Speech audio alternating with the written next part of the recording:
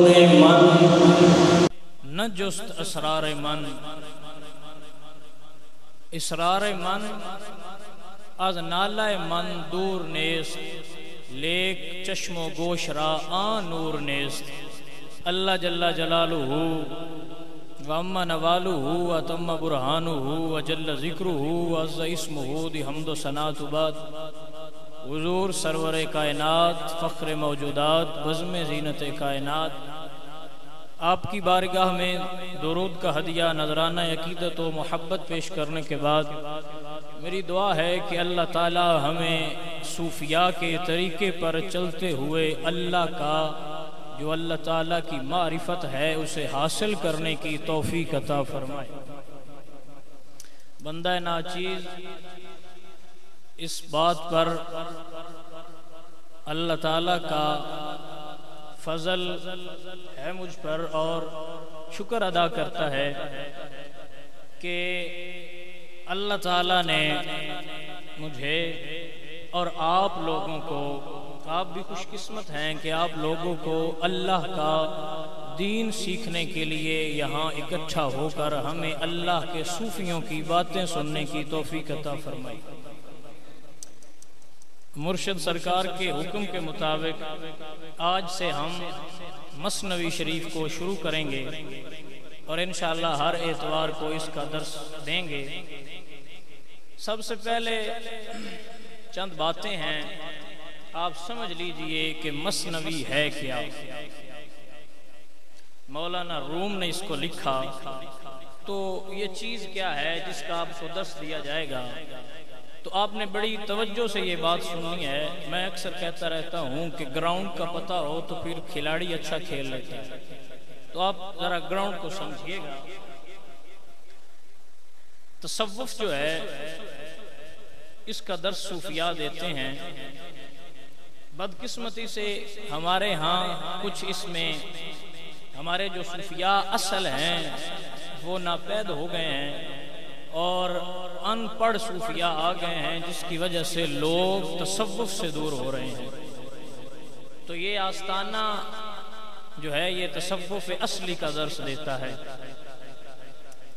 تو مولانا روم نے اس کو کیسے لکھا اور کتنی تگ و دو کی تو میں آپ کے سامنے پیش کروں گا کہ مولانا روم مولانا جلال الدین رومی، آپ کتابیں پڑھ رہے تھے تو آپ کے مرشد شمس تبریزی تو ان کا گزر ہوا، تو اتنی ساری کتابوں کے علماء کے آگے ڈھیر لگے ہوتے ہیں، آپ نے دیکھا ہوگا۔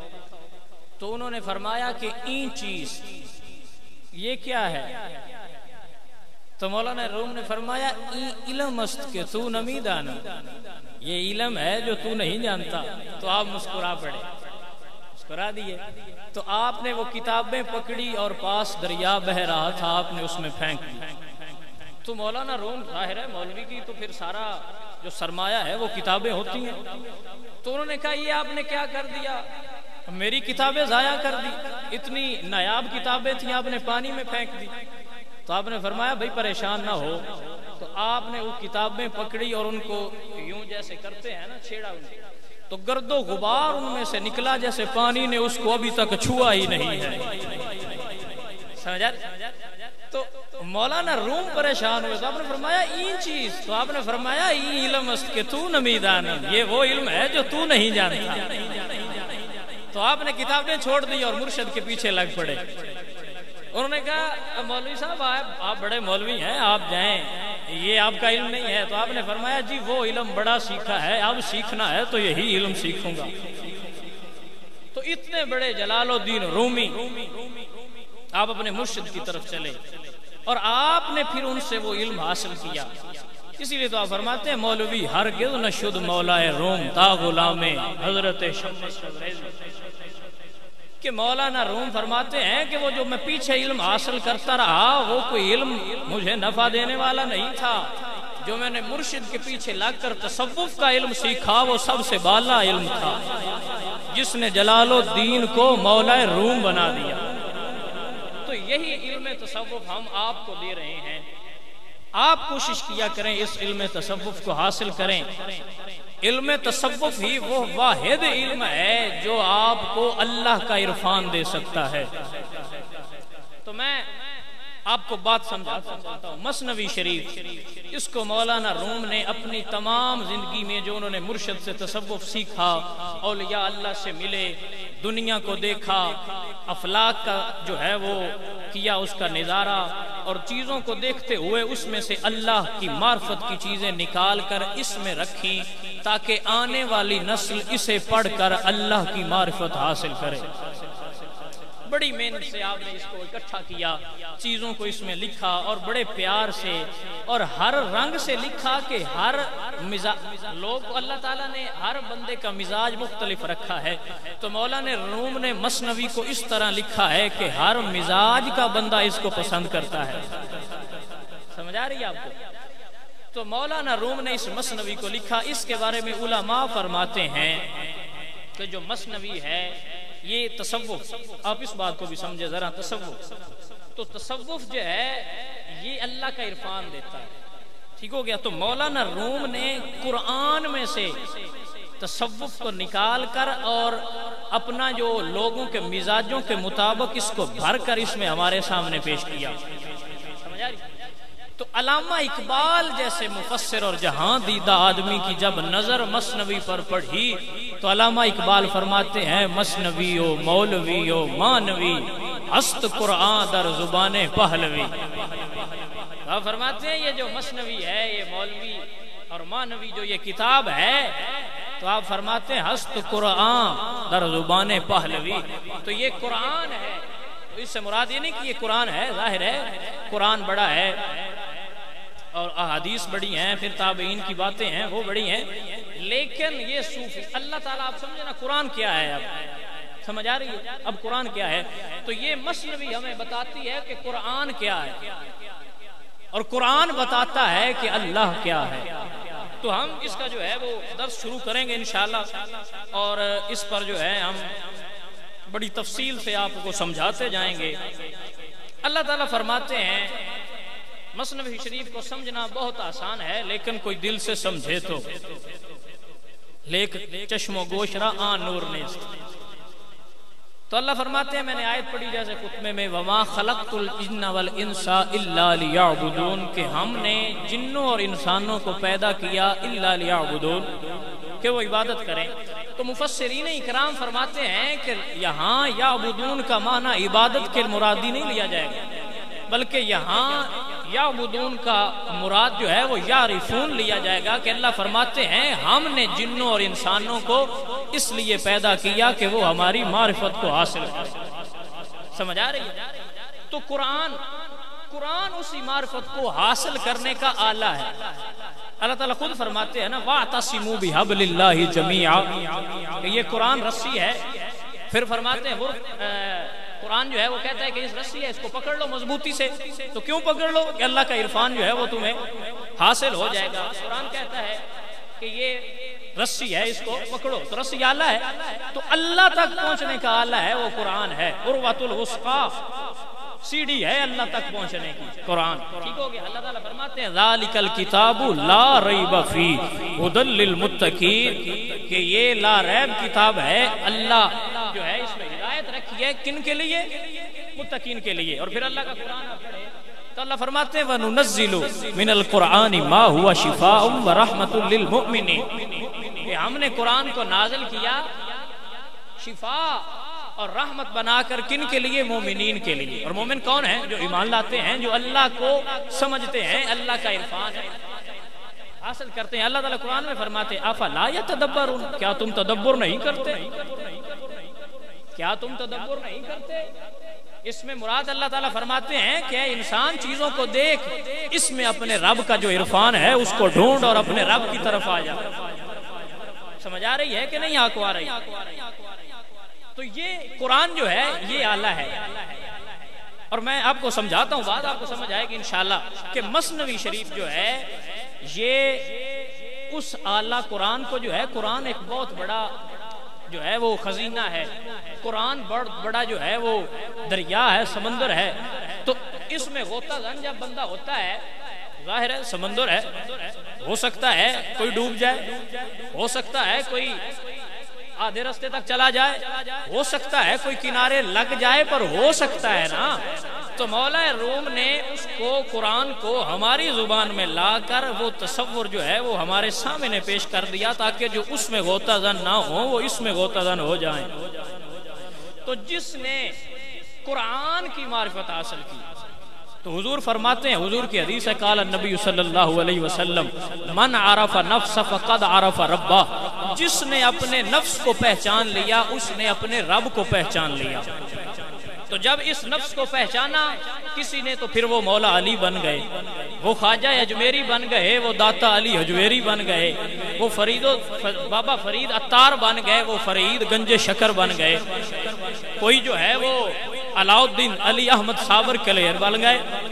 تو یہ جس نے حاصل کیا، کوئی مولانا روم بن گیا، جس نے غوطہ زن لگایا، کسی نے لگایا تو وہ امام جعفر الصادق بن گیا، کسی نے غوطہ زن ہوا اس میں تو وہ باقر العلوم بن گئے، تو کسی نے غوطہ زن ہوئے اس میں، کوئی غوطہ زن ہوا تو وہ امام حسین بن گئے، کوئی غوطہ زن ہوا تو وہ عبداللہ ابن عباس بن گئے، کوئی ہوئے تو وہ شیخ سعدی شیرازی بن گئے۔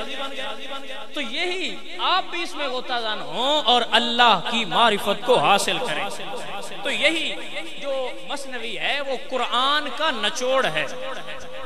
مولانا روم نے اس کو نچوڑا اور اس میں سے چیزیں نکال کر ہمارے سامنے رکھ دیں، تاکہ ہم اللہ کو، اللہ کی معرفت جو ہے وہ حاصل کر سکیں۔ اب قرآن جو ہے، میں بس زیادہ نہیں لمبا جاؤں گا، تھوڑا سا آپ کو سمجھاؤں گا، سبق سمجھاؤں گا، آپ نے یہ سبق یاد رکھنے ہیں۔ ظاہر ہے جو بھی اس راستے پر چلا ہے، کسی نے بھی دعویٰ نہیں کیا کہ میں نے اللہ کو پہچان لیا، لیکن یہ ہے کہ اس راستے پر چلنا ضروری ہے۔ تو ہم آپ کو چلا رہے ہیں، آپ کوشش کیجئے گا کہ ساتھ ساتھ چلتے جائیں۔ قرآن جو ہے وہ دو چیزوں کو بیان کرتا ہے، ٹھیک ہو گیا، ایک مادیت اور ایک روحانیت، ٹھیک ہو گیا، ایک جس کا تعلق روح کے ساتھ ہے، ایک جس کا تعلق مادے کے ساتھ یعنی جسم میں ساتھ ہے۔ جیسے کہ انگلش میں کہتے ہیں کہ نان ویزیبل ایلیمنٹ فیکٹر، تو اس کو جو ہے وہ روح کے ساتھ جو ہے وہ جو ہے ملاتے ہیں، اور ویزیبل ایلیمنٹ فیکٹر جو ہے وہ جسم ہے، جس کو حواس خمسہ یعنی انسان کے ہاتھ، آنکھ، پاؤں اور جسم، دل جو ہے، دماغ جو ہے، یہ محسوس کرتے ہیں، تو ان کی تو سمجھ آ جاتی ہے جیسے جسم ہے، ٹھیک ہو گیا۔ تو جو روحانیت ہے یعنی نان ویزیبل ایلیمنٹ فیکٹر جو ہیں، ان کو سمجھنے کے لیے تصوف ہے۔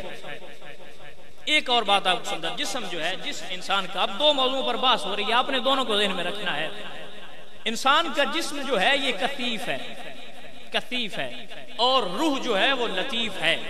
اللہ تعالیٰ کا قانون اور قاعدہ یہ ہے کہ لطیف کو ہمیشہ اوپر رکھتا ہے، کثیف کو ہمیشہ نیچے رکھتا ہے۔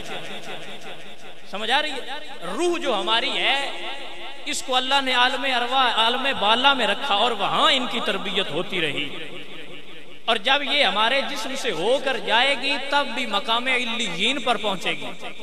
یعنی اللہ نے روح کو بلند مرتبہ دیا کیونکہ یہ لطیف ہے، اور ہمارا جو جسم ہے، ہمارا جسم جو ہے یہ کثیف ہے، اس کو اللہ نے مٹی میں رکھا نیچے، جب ہم روح نکل جائے گی تو یہ پھر مٹی میں چلا جائے گا، تو یہ کثیف ہے، اس کو نیچے رکھا۔ اور اب جب یہ لطیف چیز جو ہے، یہ آپ نے سمجھنا ہے، روح کیا ہے؟ لطیف ہے، جسم کیا ہے؟ کثیف۔ اب آپ نے اس بات کو آگے سمجھنا ہے جو مولانا روم فرماتے ہیں۔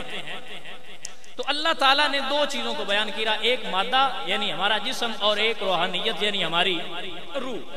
تو اس کے بارے میں اللہ تعالیٰ کا قرآن جو ہے وہ ان دونوں کے بارے میں جو فرماتا ہے، مولانا روم جو ہے وہ مثنوی میں اسی کے بارے میں بحث کرتے ہیں کہ اللہ تعالیٰ فرماتے ہیں سنوریہم آیاتنا فی الآفاق، اور پھر اللہ تعالیٰ جو ہے وہ روحانیت کے بارے میں فرماتے ہیں فی انفسکم افلا تبصرون، کہ یہ جو تمہارے اندر نفس ہے، اپنے نفس میں دیکھو، اس کو جھانکو، اس کو سمجھو۔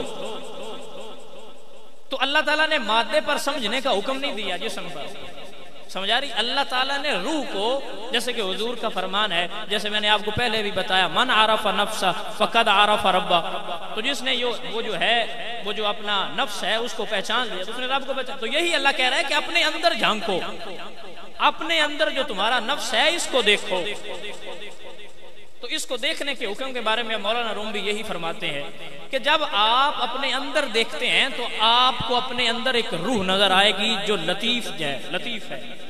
اب ہمارا جسم کثیف ہے تو یہ جو کثیف جسم ہے اس کی جو سختیاں اور برائیاں ہیں ظاہر ہے روح کی پرورش اوپر ہوئی، اس کی وہاں ہی جو ہے تربیت ہوئی. تو جب ہمارے کثیف جسم میں وہ لطیف روح آئی تو یہ جو کثافت تھی ہمارے جسم کی، یہ برائیاں جو تھی، اس نے اس کو بیمار کر دیا. یہی بات آپ کو سمجھانی تھی جو آپ نے سمجھنی ہے. اس کثافت نے اس لطافت کے اوپر غلبہ حاصل کر لیا اور اس کی وجہ ہم خود ہیں کہ ہم گناہوں کی طرف چلے جاتے ہیں، مائل ہو جاتے ہیں. تو وہ کثافت جو ہے وہ لطافت پر غالب آ گئی. تو جب وہ غالب آ گئی تو ہماری روح بیمار ہو گئی، ہماری روح بیمار ہو گئی. اب جب جسم بیمار، دو ہی چیزیں ہیں نا، ایک جسم ہے ایک روح ہے. جب جسم بیمار ہوتا ہے تو حکما اور طبیب اس کا علاج کرتے ہیں، لیکن جب یہ لطیف بیمار ہوتی ہے تو اس کا علاج یا مرشد کرتا ہے یا اولیاء اللہ کرتے ہیں یا صوفیاء کرتے ہیں. تو یہ جو جگہ ہے، یہ جو مرکز ہے، یہ اسی لیے ہے کہ جس کی روح بیمار ہو وہ آ جائے. یہاں بہت اچھے طبیب بیٹھتے ہیں، جو کچھ حکیم ہوتے ہیں وہ نبض پکڑ کر بتاتے ہیں کہ اس کو مرض کیا ہے، پھر اس کے علاج کرتے ہیں. اور کچھ حکیم بہت سیانے ہوتے ہیں، بہت دانا ہوتے ہیں، وہ آدمی چلتا ہوا آ رہا ہوتا ہے تو وہ دیکھ کر بتاتے ہیں اس کو مرض کیا ہے اور اس کا علاج کیا ہے. اسی طرح کچھ بزرگ مرشد ایسے ہوتے ہیں جو نبض پکڑ کر بتاتے ہیں کہ مرض کیا ہے. کچھ صوفیاء اور مرشد ایسے ہوتے ہیں جو چلتا دیکھ کے بتاتے ہیں کہ اس کی روح کو کس گناہ نے جکڑا ہوا ہے. الحمدللہ ہمارے پاس جو طبیب ہے وہ چلتا نہ بھی آئے، گھر بیٹھے کو بتا دیتا ہے بیماری کیا ہے. اور الحمدللہ بلا کر علاج بھی کیا جاتا ہے اور گارنٹی سے کیا جاتا ہے، لیکن کوئی کروانے والا ہو. ٹھیک ہے. تو یہ جو ہے، یہ درسگاہ جو ہے، درسگاہ آل امام جعفر الصادق وجوہ شریف، تو یہاں سے بیمار روحوں کا علاج ہوتا ہے.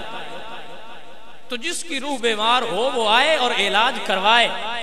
علاج صوفیاء بتاتے ہیں کہ علاج کیا ہے. اللہ فرماتے ہیں الا بذکر اللہ تطمئن القلوب، کہ جب تمہارا دل گناہوں سے بھر جائے اور تم دنیا سے اکتا جاؤ اور تمہارے دلوں کو سکون نہ ہو تو اللہ کا ذکر کر لیا کرو، تمہارے دل صاف ہو جائیں گے، تمہیں چین مل جائے گا.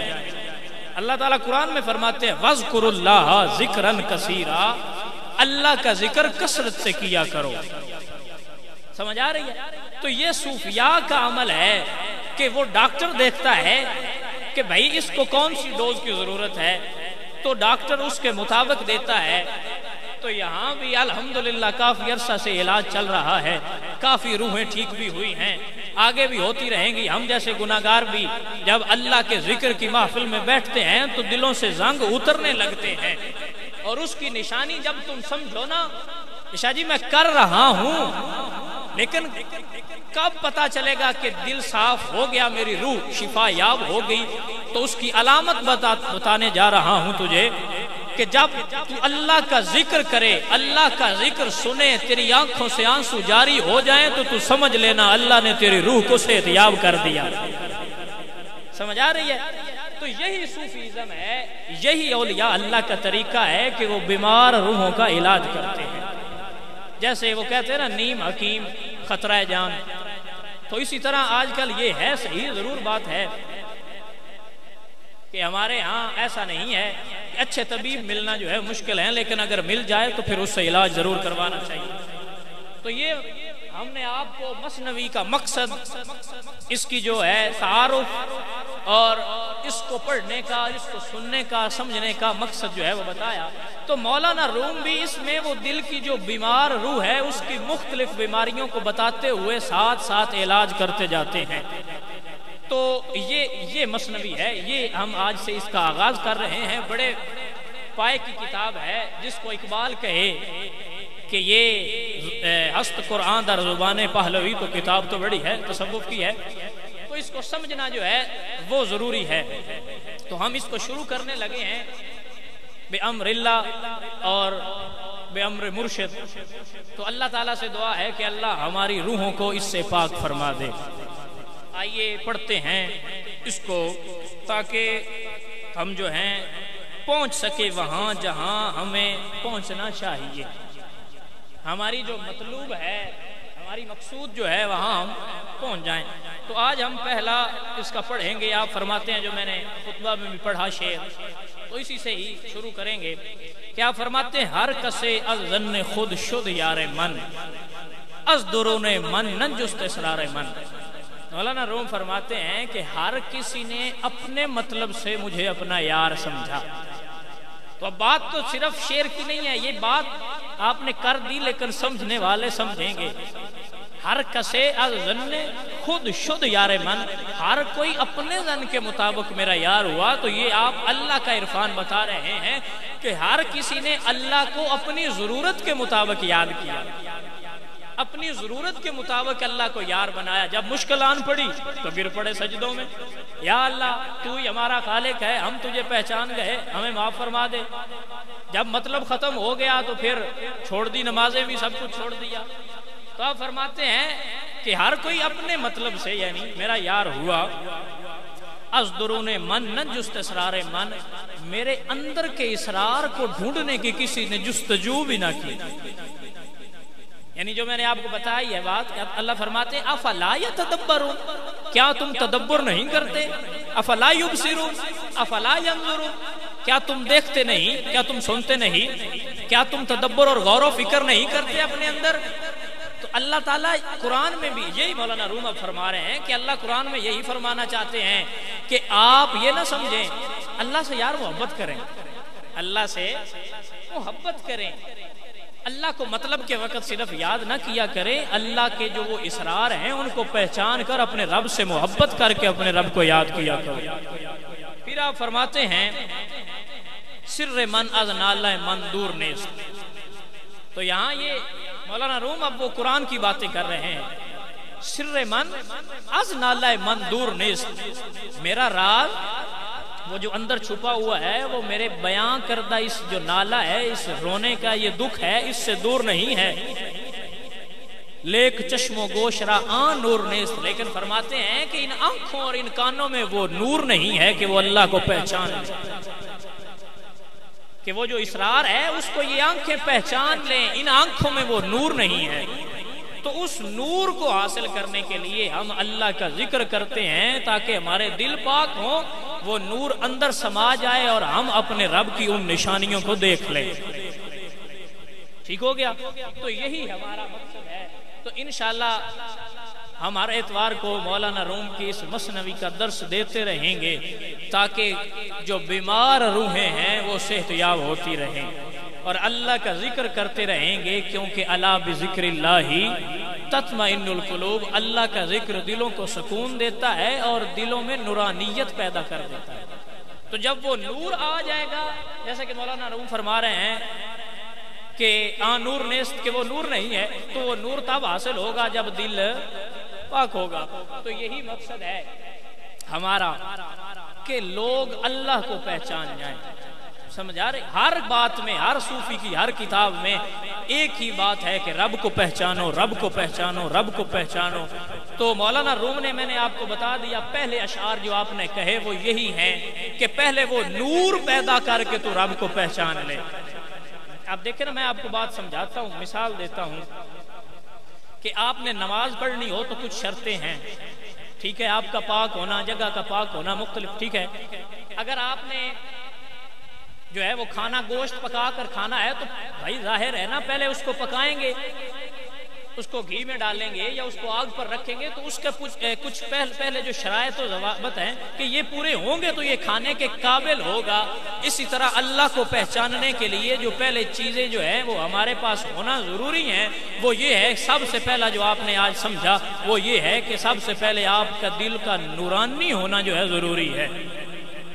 سمجھ آ رہی ہے؟ سمجھ آ رہی؟ اگر آپ نے گاڑی چلانی ہے، گاڑی لاک ہے، تو سب سے پہلے چابی ہو جو اس کو لگے اور دروازہ کھل جائے تو بھائی گاڑی تو تب چلے گی. تو تو وہ جو اس گاڑی کو چلانے کی چابی ہے وہ اللہ کا ذکر ہے. جب ذکر کرو گے تو تمہارا دل نورانی ہوگا تو گاڑی کا لاک کھل جائے گا، ہم بٹھائیں گے تمہیں اور تم اللہ کی راہ میں چل پڑو گے. دعا ہے کہ اللہ تعالیٰ تمہیں اور مجھے اس سفر میں چلتا رہے، ہم چلتے رہیں. یہ نہیں کہتے پہنچ جائیں گے، پہنچیں گے نہیں، لیکن چل پڑے. وہ آپ نے واقعہ سنا ہوگا کہ ایک بندہ تھا تو اس نے توبہ کا ارادہ کیا تو مولوی صاحب کے پاس گیا، جی معافی ہو سکتی ہے؟ تو آپ نے کہا نہیں ہو سکتی. تو اس نے انہیں بھی قتل کیا اور کہا کہ آج میری سینچری ہو گئی، پورے 100 قتل کر دیے. تو ایک صوفی بزرگ مثنوی پڑھنے والا کوئی بزرگ تھا، تو اس سے پوچھا تو انہوں نے کہا ہاں بھئی ہو سکتی ہے، لیکن وہاں اللہ کے ولی ہے، اس کے پاس پہنچ جا. تو وہ چل پڑا، ابھی تھوڑا ہی چلا تھا تو اس کی موت آ گئی اور وہ مر گیا. جان لینے دوزخ والے فرشتے بھی آ گئے، جنت والے بھی آ گئے. دوزخ والوں نے کہا بھئی یہ گناہ گار ہے، قاتل ہے، 100 بندوں کا ہم لے جائیں گے. تو جنتیوں نے کہا یار دیکھو نا، توبہ کی طرف چل تو پڑا تھا نا. تو کہا کہ اب معاملہ جو ہے اللہ کے پاس لے کر چلتے ہیں. تو اللہ کے پاس گئے تو اللہ نے کہا کہ یوں دیکھو، معاملے کو بگاڑو نا، تم جاؤ زمین کی پیمائش کرو، اگر زیادہ اس کے جہاں سے وہ چلا ہے وہاں کی طرف بنے، یعنی وہاں زیادہ ادھر بنے تو دوزخ والے لے جائیں. اگر اولیاء اللہ کے دربار کی طرف بنے، یعنی اس گاؤں کی طرف بنے، تو پھر جنت والے لے جائیں. اب فرشتے نیچے آ رہے ہیں اور اللہ نے زمین کو حکم دیا وہاں سے سمٹ جا، یہاں سے بڑھ جا. تو چلنا شرط ہے، چلنا شرط ہے، پہنچنا شرط. اللہ نے کہیں بھی کہا ہے کہ مجھے ضرور تم سمجھ جاؤ، اللہ نے کہا اس رستے پر چلو، مجھے سمجھنے کی کوشش کرو. تو ہم کوشش کریں گے. دعا ہے اللہ ہمیں اپنے ان نورانی اور جلووں سے کوئی ایک قطرہ، کوئی تھوڑا سا ہم جیسے جو گناہگار ہیں، ہم جیسے غریبوں پر صدقہ اپنے اولیاء کا، صدقہ اپنے بزرگوں کا ہم پر بھی ڈال کر ہم گناہگاروں کے دلوں کو صاف کرے. بھائی دیکھو نا، حضور مدینے گئے تھے تو یہ عشق کی باتیں ہیں. تو اللہ نے پہلے یثرب کو مدینہ منورہ کیا، پھر حضور گئے تھے. تو اپنے دل کے یثرب کو مدینہ منورہ بناؤ تاکہ آمینہ کے لال کا ڈیرا ہو سکے یہاں.